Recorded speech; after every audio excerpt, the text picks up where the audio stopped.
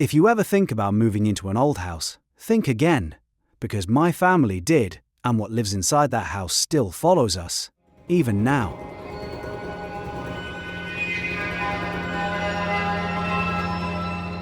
When my family and I first moved into that house, it felt like the beginning of a new chapter. We had spent years living in cramped apartments, saving every possible penny, dreaming of a place that we could finally call our own. My wife and I wanted somewhere quiet, somewhere peaceful, where our 2 kids could grow up with space to run around, breathe fresh air, and feel safe. The listing described it as a beautiful old family home with character. It sat at the edge of a wooded area, slightly away from town, with tall trees leaning over the roof like silent guardians. The previous owners had moved out suddenly, according to the real estate agent. Job relocation, she said with a rehearsed smile. At the time, we did not question it. We were just grateful to finally have something better for our family. The first few days were normal, even happy. We painted the kids' rooms, unpacked boxes, and arranged furniture.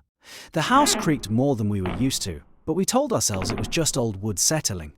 The hallways were long and narrow, and the upstairs floor had a cold draft, no matter how warm the weather was outside. Still, we convinced ourselves that this was simply part of the charm of an older home. The first strange thing happened on our 4th night. It was around midnight when I woke up to what sounded like footsteps upstairs. Slow, heavy, deliberate footsteps. At first I thought it was one of the kids going to the bathroom, but when I checked, both of them were asleep. I stood in the dark hallway listening, heart pounding, but the sound stopped as soon as I paid attention to it. The next morning, I brushed it off. Old houses make noise. That was my explanation.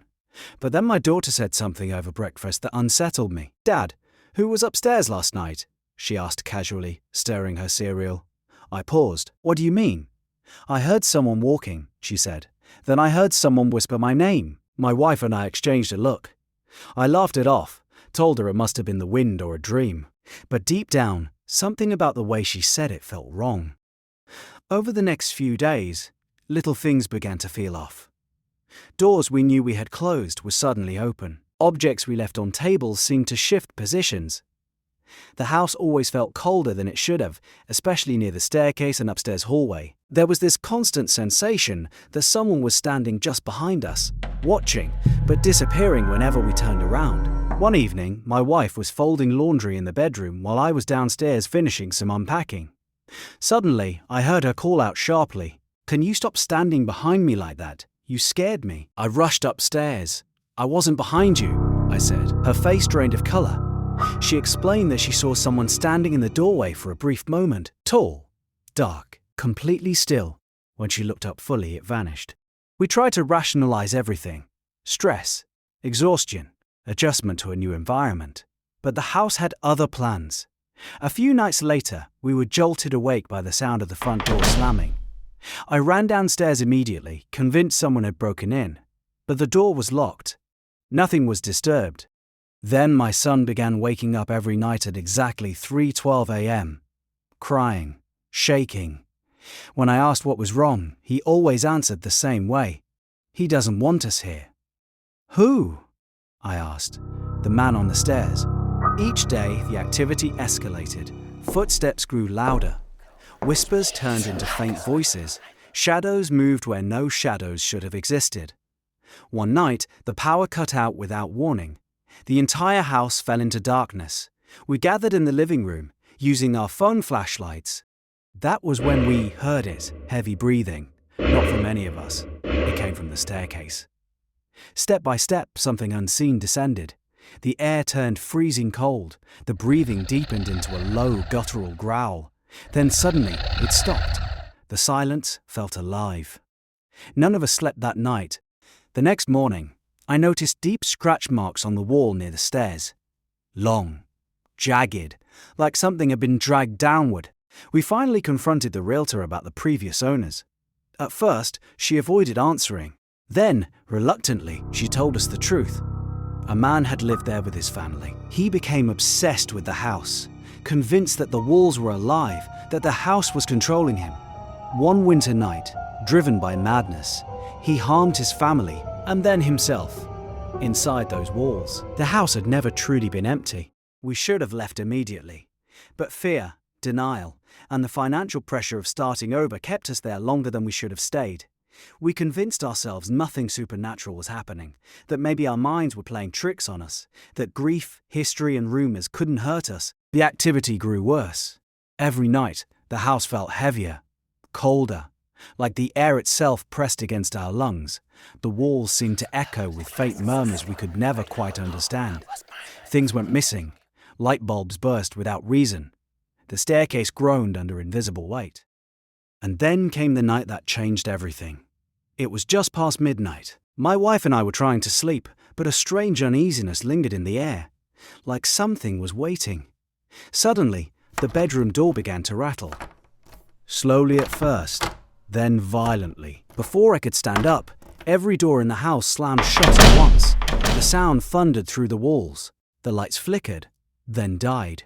We were swallowed in darkness. From downstairs, footsteps began. Not walking, dragging. Slow, heavy, scraping. Footsteps climbing the staircase one step at a time. My son whispered from his bed across the room, voice trembling. He's back. The footsteps reached the top of the stairs and stopped right outside our bedroom. Silence. Then, breathing. Deep, ragged, cold. It felt like something was inches away from us, smelling the air, searching. The doorknob began to turn. Very slowly. My wife grabbed my hand, nails digging into my skin. The kids were frozen, too scared to cry. The latch clicked. The door didn't swing open. It crept open, just enough for the hallway darkness to spill inside. Standing in the doorway was a shape, tall, twisted, leaning forward unnaturally as if its bones didn't belong in a human body. Its face was hollow, but I could feel its eyes pressing against us, hateful, territorial. It slowly raised one arm and pointed toward the children. A wave of cold shot through the room. Our breath fogged the air. From inside the walls, whispers began. Dozens of overlapping voices, crying, pleading, warning us to leave. And beneath them, one voice spoke from the figure, a deep, broken whisper. Stay. For a split second, the hallway light flickered, and in that flash, I saw the truth. The figure was not alone. Faces were etched into the walls behind him, distorted, screaming, trapped inside the plaster, as if the house had absorbed them into itself. The light went dark again. The shape stepped closer. With each step, the voices in the walls grew frantic, desperate, begging us to escape before we became part of them. That was the moment I knew. If we stayed one more minute, we would never leave. We ran. We grabbed the kids and rushed past the doorway. The figure shrieked, a hollow, broken sound that shook the house. The walls cracked, the floor buckled, the rails along the staircase splintered as something thundered. We reached the front door, but it wouldn't open. The handle wouldn't turn. The wood felt alive, gripping shut, refusing to let us go. Behind us, footsteps charged down the hall. I slammed my shoulder into the door again and again until it finally burst open. We stumbled into the freezing night air and sprinted to the car. As we drove away, I looked back only once. The windows were glowing, and in the top window, the figure stood watching us, its head tilted slowly, memorizing our faces. We never went back. The house was later sealed and eventually abandoned. But sometimes, late at night, around 3:12 a.m., I hear the same faint footsteps in my hallway, the same creaking wood, the same breath beside my ear, and in the darkness, I still hear the whisper, "Stay," as if the house never wanted to let us go, as if, somewhere, it is still waiting. Thank you for joining us for this episode of Dr. Spooky. Remain watchful and stay tuned for the next story, where Dr. Spooky unfolds a new haunting from the depths of the unknown.